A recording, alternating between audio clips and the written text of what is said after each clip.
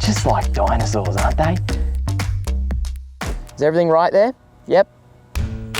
Well, we've come into the Southeast Asia section of the zoo. We are in the Red Panda Enclosure, photographing Ravi. And this is going to be a lesson in lighting.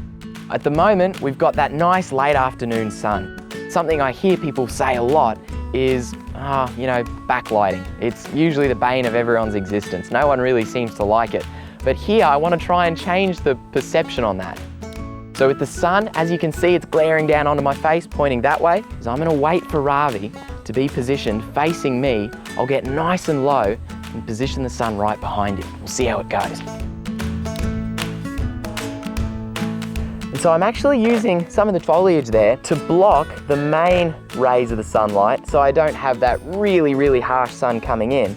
But I'm still able to maintain that lovely backlight there, and it casts a really beautiful golden hue. I'm using manual settings here, so I can actually make that image a little bit brighter than it should be. So I'm picking up all the detail in Ravi's face here, and by positioning the sun directly behind him, it's not overexposed. Perfect. Oh, he's such a good subject. He's just gorgeous.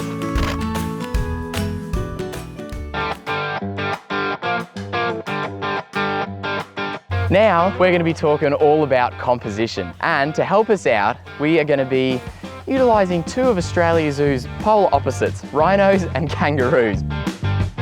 This big guy here is DJ, and we're going to go see some of his mates out on the African savannah and help explain composition, which is basically where you need to put your subject. We're in the middle of the African savannah on our way to photograph these rhinos. They're all out there in the paddock, got the camera ready to go. Should be fun. We've got rhinos that are out in a nice open paddock, and this is a great spot to really demonstrate the rule of thirds. Now, when you're taking an image, you can sometimes imagine that you've sort of got a cross section, and there are these sort of little points that you might want to put a subject on. If you've got an animal in a nice wide open space, often if you actually offset that subject, this guy here, I focus and then I offset. If he's just off to one side, that'll often draw your eye even better to the subject. This guy's having a little look. Perfect.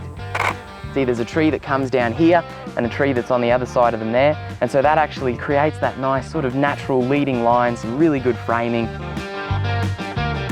Since there is so much texture in the sky and you've got that beautiful tree line and a lot happening above the rhinos, I'm actually setting the rhinos right down at the very bottom of the frame.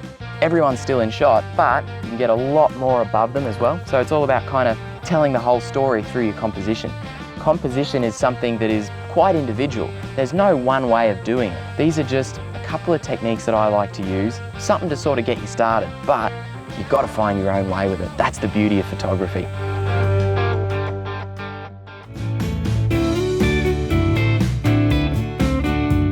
Okay, welcome into the macropod paddock. Now we've got the whole mob just over there. We've got a lot of kangaroos in one spot. Now there's a few ways of approaching this. If you had a nice wide lens, it'd be pretty good to kind of compose all of these guys in one shot and find that nice darker background. But what I'm going to be doing is using a longer telephoto lens to really showcase some great natural framing. Is everything right there? Yep. I've got aperture at f2.8. Yep. All right, we're happy. Now we can shoot.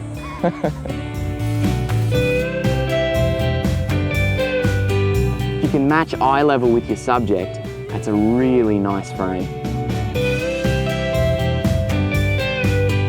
There's a lot of kangaroos and I might want to single one in particular out. Let's say there's one roo in the middle and two on either side.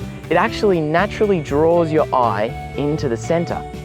One roo on that side, so I'm going to kind of position myself in just the right spot. Here we go.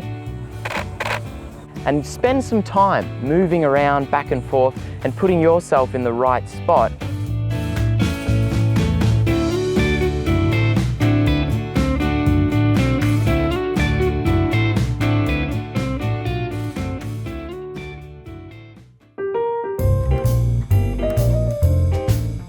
All right, so welcome into the editing room. Here, we are going to be taking a look at a few of the shots that we've gotten and give you an idea of how they ended up turning out. So, one of the things that we've been talking about quite a lot, of course, is natural framing and using the rule of thirds. So you can see here, that's that sort of cross-section that I was talking about. And now you'll notice the little baby, even though that is the focus of the image, doesn't necessarily mean his head has to be right square in the middle. He's actually positioned down there on that lower line. I'm actually using the mum's legs to frame the little baby. You can see here what I was talking about with using other kangaroos to help frame your image. There's the kangaroo in focus there, and you've got two either side. These two sort of balance out the shot and draw your eye straight into the center there. We've got this nice kind of bokeh effect in here by pushing that f-stop to a lower number and makes the background really nice and soft. This is one of my favorites. Look at his little face, his little T-Rex hands, it's adorable. You can see there's some nice layers. So we've got this strip of green here, which pretty much falls in the lower third. The central third is where most of the action's happening, and then up here, you've got the nice kind of dark, out of focus background. We'll talk a little bit about lighting.